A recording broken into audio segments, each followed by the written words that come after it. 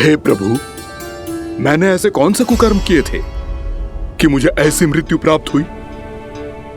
और ऐसे कौन से सुकर्म किए थे कि आपके हाथों से मुझे मोक्ष प्राप्त हुआ है प्रभु? में स्मरण करो, हे जरीफ की पुत्र वक्कासुर। स्मरण करो, कैसे अपने पिता की तरह अभिमान से भरे हुए थे तुम। स्मरण करो, कैसे हमें पराजित करने के लिए पूरी सृष्टि को संकट में डाल दिया था तुमने, और हमें विवश होकर पराजय स्वीकार करनी पड़ी थी। स्मरण करो, कैसे तुमने देवराज इंद्र का छत्र चुरा लिया था। पर यह सब भी पर्याप्त नहीं था वक्कासुर। तुम्हारे पापों का घड़ा तब भरा था जब तुमने देवी गंगा के जल में साधना करते हुए जजाली मुनि की तपस्या में व्यवधान डाला था।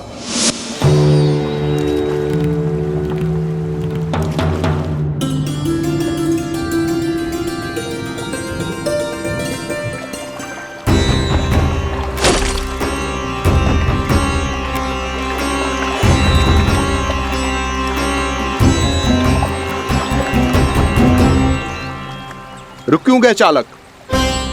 नौका को आगे की ओर ले चलो। आगे बढ़ना उचित नहीं होगा महाराज। यहाँ से कुछ ही दूरी पर जालजली मुनि तपस्या कर रहे हैं। तो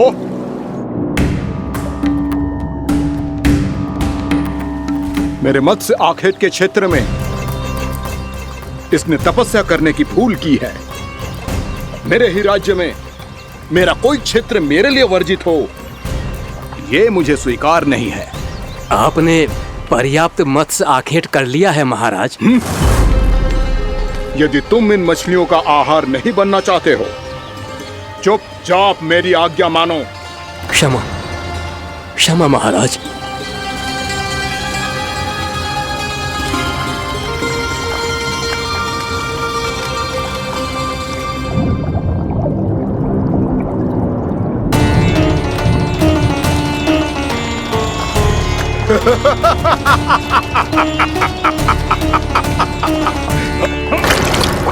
मुनिवर, रक्षा कीजिए, रक्षा कीजिए मुनिवर। हमारे प्राण बचाइए मुनिवर, मुनिवर हमारे प्राण बचाइए।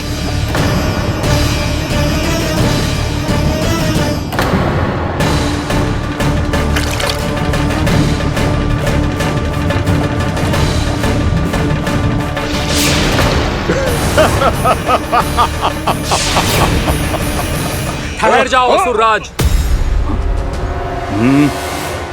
इन मछलियों को हानि ना पहुंचाओ। क्यों मुनि?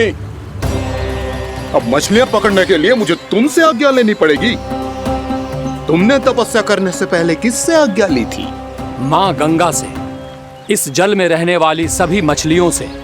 इस उपकार के बदले इन सभी मछलियों को रक्षा करने का वचन दिया था। इसीलिए असुरराज, मैं शांति से कह रहा हूं, इस स्थान को अशुद्ध ना करो। चुपचाप यहां से चले जाओ, नहीं तो इसका परिणाम अच्छा नहीं होगा।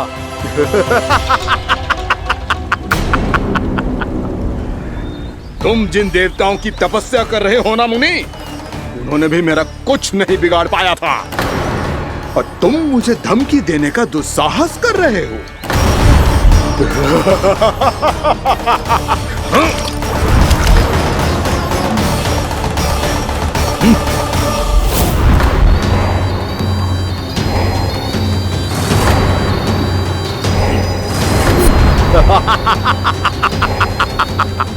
मूर्ख, विचारों से तो तू राक्षस है ही, और स्वभाव से उस बगुले की तरह है जो भूख ना होने पर भी उन निर्दोष मछलियों को आहार बनाता रहता है। इसलिए अभी इसी क्षण से तू वकुला का जीवन जिएगा। ये मेरा श्राप है, ये मेरा श्राप है।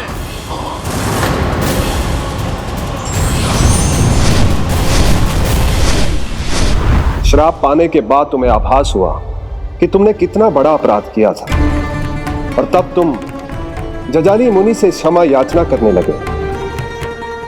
तुम्हारे अपराध बोध को जानकर मुनि श्रेष्ठ शांत हुए और उन्होंने तुम्हें वरदान दिया। श्राप से मुक्ति का एक ही मार्ग होता है असुर, पश्चाताप। तुम्हें अपने भूल का पश्चाताप है, इसीलिए मैं तुम्हें वरदान देता हूं। तुम्हें मेरे श्राप से मुक्ति अवश्य मिलेगी। स्वयं प्रभु श्री नारायण के अवतार इस बगुले के देह के बंधन से तुम्हें मुक्त करेंगे।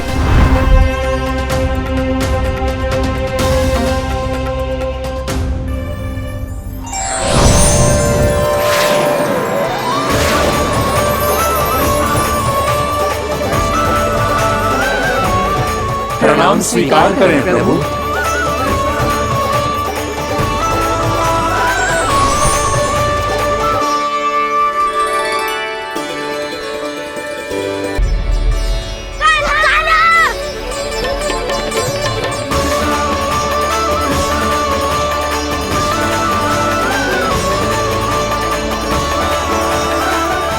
मुझे ना बताओ कि तुम सबने क्या देखा है, चाहे जो देखो है, बस मैया से कछु मत ही बताना।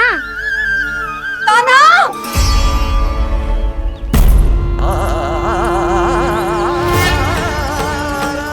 कान्हा! मेरा लल्ला!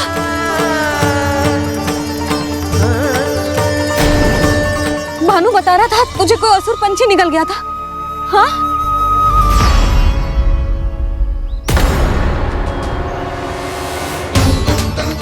हे नारायण, ये क्या है?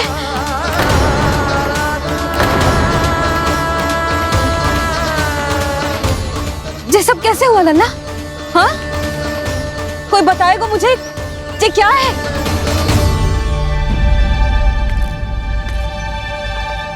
श्रीधामा, मधुमंगल, चिची को सब कुछ बता दो। ये असुर पक्षी मुझे निगलने वाला था रानी भाभी, तभी अंतिम क्षण में कान्हा ने आके मुझे बचा लियो। और ये असुर पक्षी ने कही कि यह है वृंदावन का राजकुमार, नंदराज का लल्ला। इसके होते कोई भी वृंदावन वासियों को हानि ना पहुंचा सकते। रानी भाभी, कान्हा ने अपने प्राणों की चिंता ना करी और इस क्रूर राक्षस से भिड़ गयो और इस राक्षस पक्षी ने इसे निगल लियो। इतना पर्याप्त है भोला काका, सब कुछ बताने की आवश्यकता नहीं है। ये सब देख के सारी बालक मंडली इतनी व्याकुल हो गई कि सबने अपने प्राण अर्पित कर दिए और इस असुर पक्षी से कहे कि हमें खा लो और हमारे सखा को छोड़ दो। इन बालकों का पराक्रम देख के सभी देवतागण यहाँ आ गए और उनके हृदय भी पिघल गए और उन्होंने इस राक्षस पक्षी से युद्ध करके इसे मार गिराया। देवताओं के राजा इंद्र के वज्र का प्रहार तो मैंने अपनी आंखों से देखा है ताई जी। और फिर उसके बाद अग्निदेव ने अग्निवस्त्र का प्रहार किया। जय ना काकी, वरुण देव, कार्तिकेय, यमदेव सबने मिलके युद्ध किया इस राक्षस से। कहा था अभी मत बोलना। अरे सब मिलके फंसा दोगे मुझे। माँ भद्रकाली, हमारे शिव शंकर भी आए थे छोटी माँ। जाओ आप भी। बाबा साईता, मुझे लगता है कि ये कान्हा भी इन्हीं देवताओं में से एक है। संभव तो है चीची। स्मरण है, पूतना और तृणावर्त के आक्रमण के समय भी ऐसा ही हुआ था। सभी राक्षस मारे गए थे, पर अपने कान्हा को एक खरोच तक न आई थी। हाँ जीजी, मुझे लगता था कि श्री नारायण की विशेष कृपा है हमारे कान्हा पे, पर अब तो देख के लग रहा है कि हमारा कान्हा ही स्वयं श्री नारायण है। या फिर उनका अवतार है ये। अरे बस करो तुम सब, ऐसा कछु ना है। अरे जितनी बात सुनी है उससे तो यही लग रहा है कि कान्हा देवताओं और असुरों की युद्ध के बीच में फंस गया था। उसका इस सब से कोई लेना देना ना है। तो फिर इसके तन पे एक भी खरोच क्यों ना आया नंदराज? हाँ,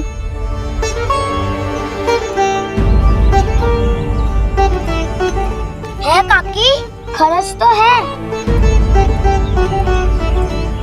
दिखा लल्ला। भैया बात पीड़ा आ रही है, कुछ करो ना। चिकोपिया भी ना अति करती है। श्री नारायण का अवतार हो तो इतनी तनिक सी खरोच पे ऐसे रो तो क्या? बस बहुत होगा। अब तो तुम सबने सीमा ही पार कर दी है।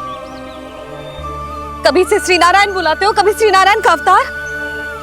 तनिक कछु हो ना जातो है कि तुम सब कहानियां बुनने लगती हो। जे बस साधारण सा बालक है, मेरा लल्ला है जे, इसे भगवान मत ही बनाओ।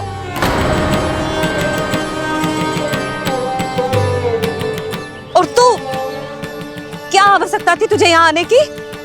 हाँ, वो भी मुझे बिना बताए। मेरे साथ छल करके आयो है तू।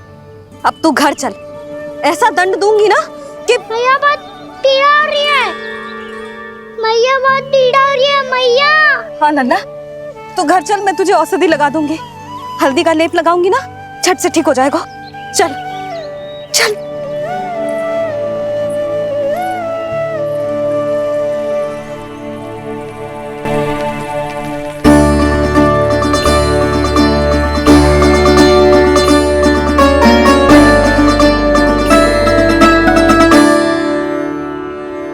बस लल्ला बस, रो मत।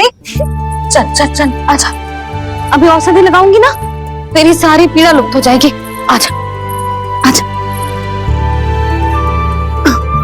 बैठ जा लल्ला। अभी आई मैं। हाँ,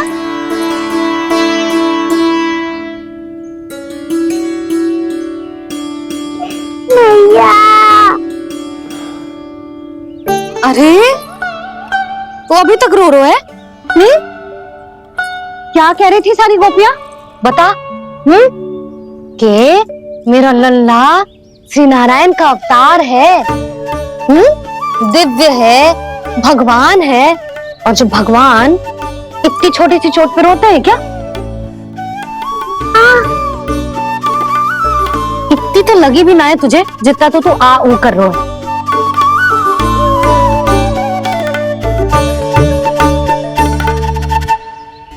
आओ ना, करूंगो। आप ऐसा दुलार थोड़ी करोगी। ओहो, वृंदावन का गौ पालक जो इतनी छोटी सी चोट पे रोता है ना? गोप बालकों का मुखिया इतनी छोटी सी चोट पे रोता है? मेरा लल्ला तो सबसे शक्तिशाली है। इतनी छोटी सी चोट तो क्या बड़े बड़े राक्षसों से भी ना घबराता है। हाँ, एक बार में सबको समाप्त कर देता है कि ना? हाँ मैया, यदि कोई राक्षस वृंदावन की ओर तेरी दृष्टि करके आएगा तो सबसे पहले कान्हा को सुरक्षा में खड़ा पाएगा, फिर चाहे जो बाल बन के आए या बगुला बन के।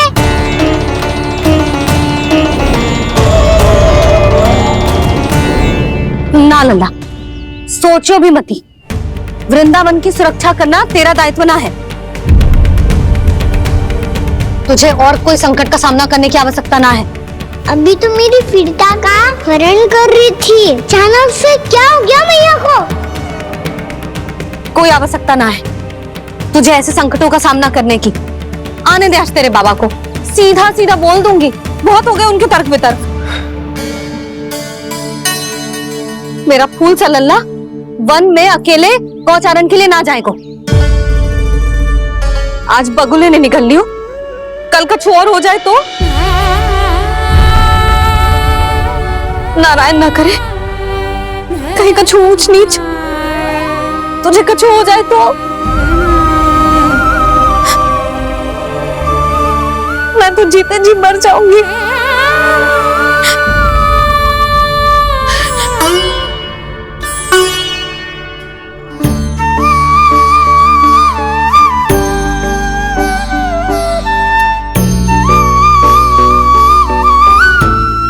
लल्ला की वीर मैया इतनी से बात तो रोती है क्या?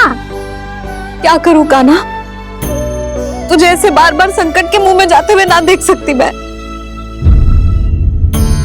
तो फिर मैया मैं वचन देता हूँ, आज के बाद मैं गौचारण के लिए तभी जाऊंगा जब आप आज्ञा दोगी। पक्का? छल ना करेगा ना मेरे साथ? मैंने कब छल करो मैया? अच्छा ठीक है, ना करूँगा छल।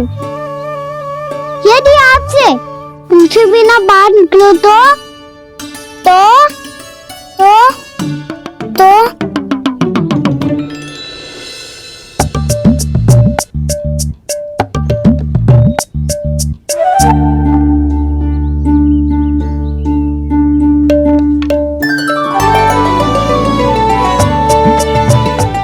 ये रही आपकी छड़ी और ये रही मेरी पीठ। चेक बिना तापड़ तोड़। ठीक है, जब तूने अपना दंड निर्धारित कर ही लियो है तो सोच ले, अब अगर तूने मेरी बात ना मानी तो ताबड़ तोड़ छड़ी पड़ेगी, समझ आई?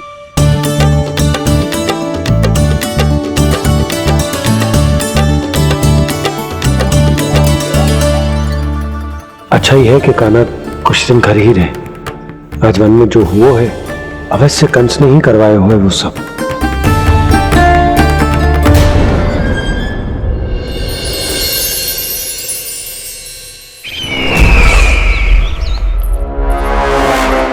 आपका ये धनुष तो सबसे अधिक शक्तिशाली था महाराज, ये कैसे टूट गया?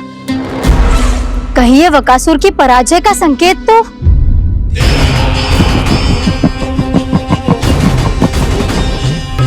प्राप्ति, लगता है तुम्हें शुभ समाचार मिला नहीं।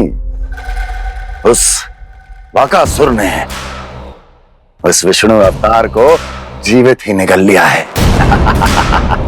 अरे अब तक तो उस नन्हे से बालक को पचा भी चुका होगा वो।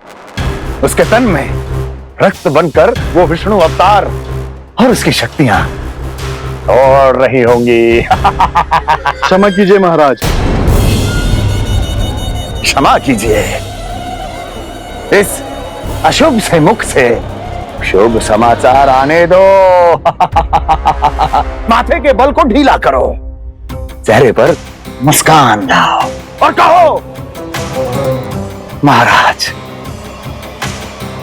वृंदावन में मातम फैल चुका है। मैं ऐसा ही करता महाराज, यदि सूचना सत्य होती तो।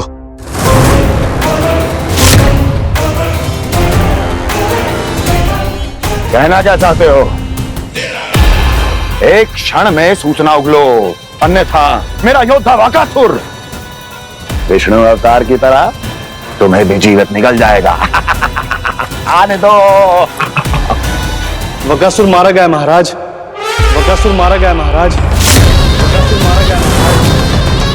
बकासुर मर चुका है? असंभव। असंभव। बकासुर ने उस बालक को निगल तो लिया था, पर उसकी सुरक्षा करने के लिए सभी देवता वहां प्रकट हो गए, पर फिर भी कोई बकासुर का सामना नहीं कर पाया। और फिर क्या हुआ? वो बालक स्वयं ही बकासुर के उदर से बाहर आ गया और उसकी चोंच तोड़कर उसकी हत्या कर दी।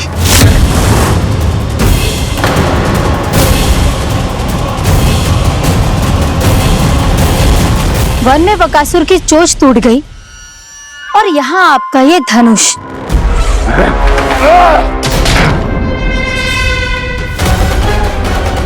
केवल नहीं टूटा तो आपका ये भ्रम महाराज। क्षमा कीजिएगा महाराज, आपका भ्रम टूटना आवश्यक है। आवश्यक है आपको यह आभास होना कि उस विष्णु अवतार को पराजित करने के लिए आपके साधारण योद्धाओं में वो सामर्थ्य नहीं है। अच्छा सर, उतना तृणावर्त, बकासुर, ये सब साधारण नहीं थे प्राप्ति, साधारण नहीं थे। फिर तो ये और भी अधिक चिंता का विषय है महाराज, क्योंकि इसका अर्थ तो यही हुआ कि वो विष्णु अवतार कुछ अधिक ही असाधारण है और उसका सामना करने के लिए और उसे मिट्टी में मिलाने के लिए आपको एक ऐसे अस्त्र की आवश्यकता है जो उसके सामने ना झुके और ना ही टूटे।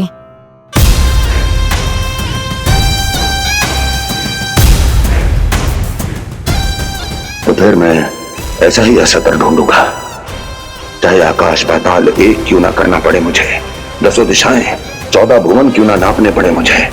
मैं उस असतर को अवश्य ढूंढ निकालूंगा जो उस विष्णु अवतार के प्राणों की डोरी इस धनुष की तरह तोड़ सके।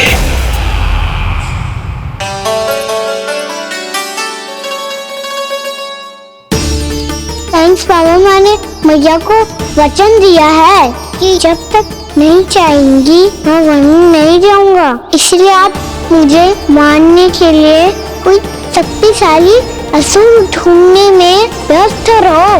कुछ दिन तब तक मैं व्यस्त रहूंगा अपनी मैया की सेवा करने में।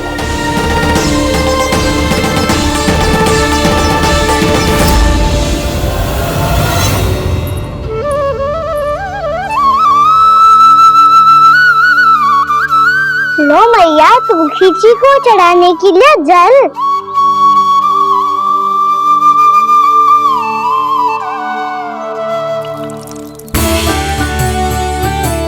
लो मैया, और आटा।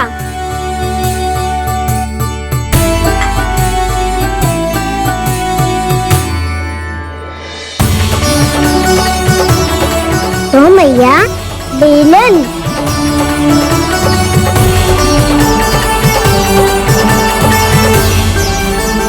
ले, तने खा ले। ओ मैया, भूख ना लगी है। बिना भूख के खाने से क्या लाभ? और तेरा जब पेट तो कह रहा है कि उसे भोजन चाहिए, और लाभ कैसे ना लल्ला? भोजन का लाभ है ना, तन को पोषण मिलेगो, स्वास्थ्य बनेगो, जो तेरी भुजाओं में शक्ति आ जाएगी ताऊ के जैसी, ताऊ से भी अधिक। तेरे जे केस भी लंबे हो जाएंगे। सच्ची मैया? सच्ची। माप के देख लियो नित्य दिन। तने खा।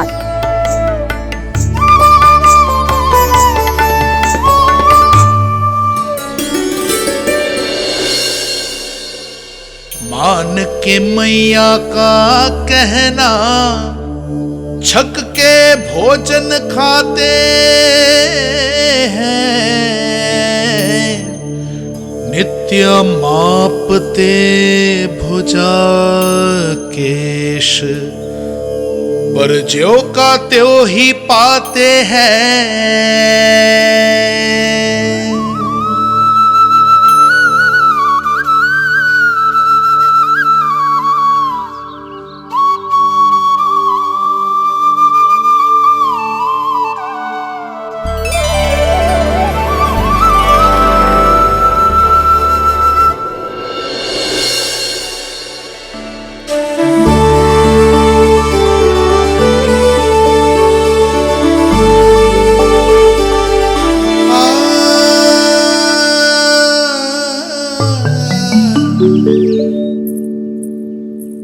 ले लल्ला, फल खा ले। ना, मुझे ना खाने फल वल। क्यों? लंबे केस और शक्तिशाली भुजाएं ना चाहिए? व्यर्थ है ये सब। पिछले 10 दिनों से देख रहा हूँ, ना केस लंबे हुए हैं, ना भुजाएं शक्तिशाली बनी है। 10 दिन में का चुनाव होने वाला। 10 सप्ताह ऐसे खाएगो ना, तब जाके कुछ बदलाव दिखेगो। समझ आई? चल अब खा ले। वैसे भी मुझे बहुत सारी तैयारियां करनी है आज। इसीलिए भैया, एकादशी के व्रत के लिए लल्ला। सुनो जी, सारी सामग्री आ गई? हाँ, तुमने जो कही थी सब ले आए हूँ।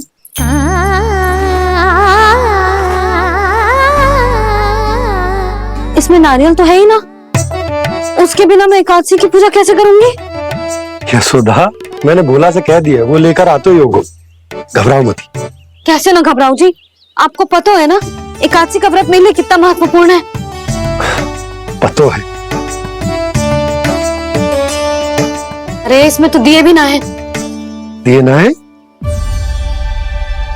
अब मैं अभी लेकर आता हूँ। आप रहने दो, मैं ही लेके आती हूँ। भक्त भोला राम के यहाँ से है? भक्त भोला राम?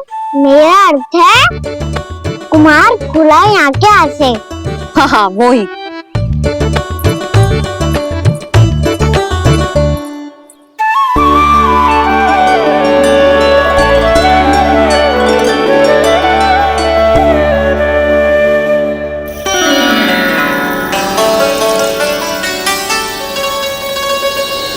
श्री हरि, श्री हरि, मेरे श्री हरि।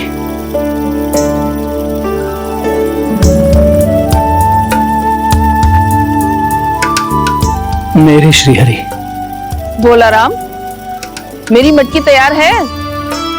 मेरे श्रीहरि। मेरे श्रीहरि।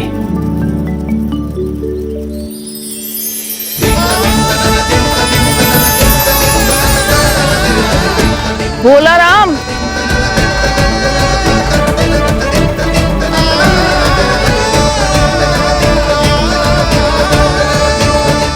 भोला काका, ओ भोला काका।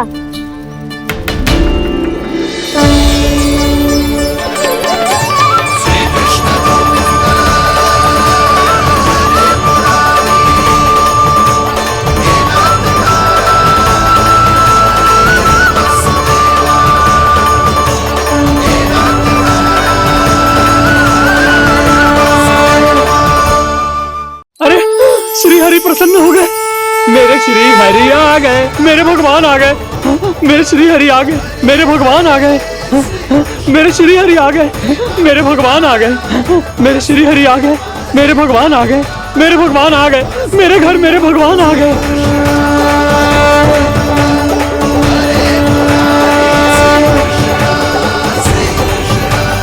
मेरे घर आ गए, मेरे श्री हरि आ गए। हाँ, मेरे श्री हरि आ गए। ये तो बावले थे ही, अब बालकन को भी साथ में मिला लिए। उज्जवल क्या कर रहा है? अरे ठहर जा बोला।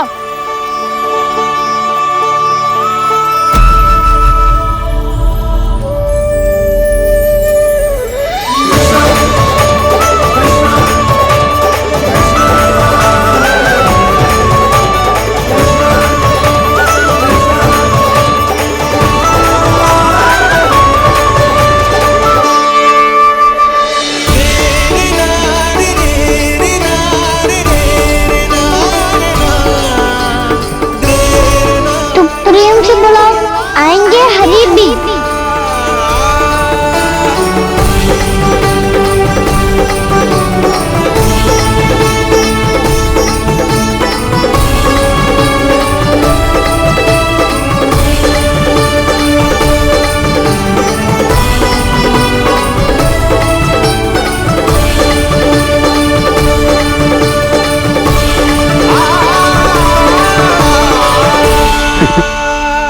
क्या वो गाना?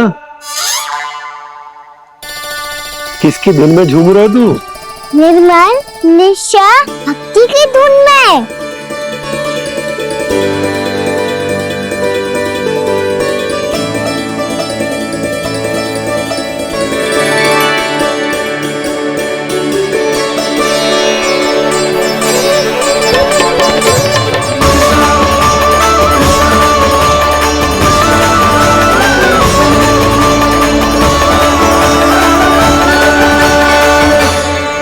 अरे क्या हो गया इन्हें?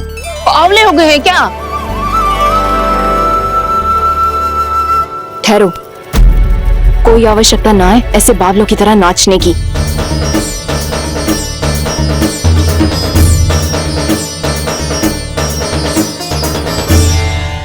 जे बावले ना है मौसी, भक्ति में रम गए हैं।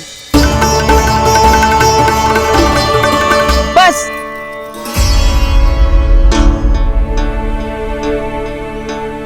हम सब कब से खड़े हैं यहाँ और तुम्हें कुछ ध्यान ही ना है।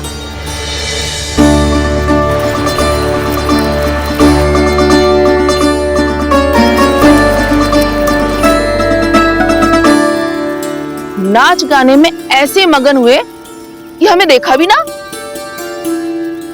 मुझे नाचते हुए देख मेरे श्री हरि को इतना आनंद आ रहा था कि मैं अपने आप को रोक नहीं सका। और वैसे भी मेरे जन्म का एकमात्र उद्देश्य है श्री हरि की सेवा करना, श्री हरि को प्रसन्न करना। तुम बावले हो भोला राम, या हमें बावला बना रहे हो? श्री हरि और तुम्हें देख रहे हैं? हाँ, अभी वो यहीं थे, देख रहे थे। भोला काका, आपने भी ना अति कर दी। अब हमें भी बताओ तनी, कहाँ थे श्री हरि?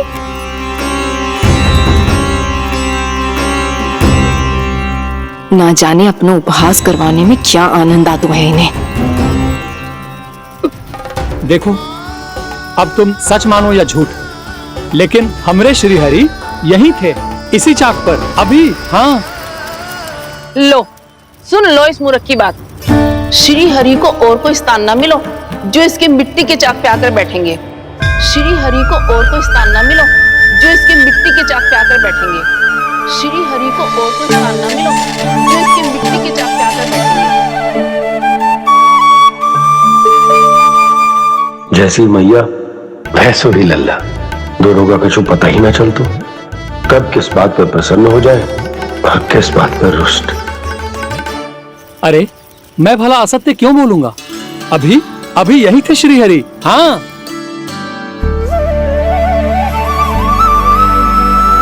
हाँ, जैसे श्री हरि को तो कोई कार्य है ही ना, वो तो आतुर होके बैठे रहते हैं कब तुम हरि हरि बुलाओ और वो दौड़े चले आए। भगवान तो भक्तों के पास आने के लिए सदैव आतुर रहते हैं, बल्कि सत्य तो यह है कि भक्तों के मन में ही निवास करते हैं भगवान।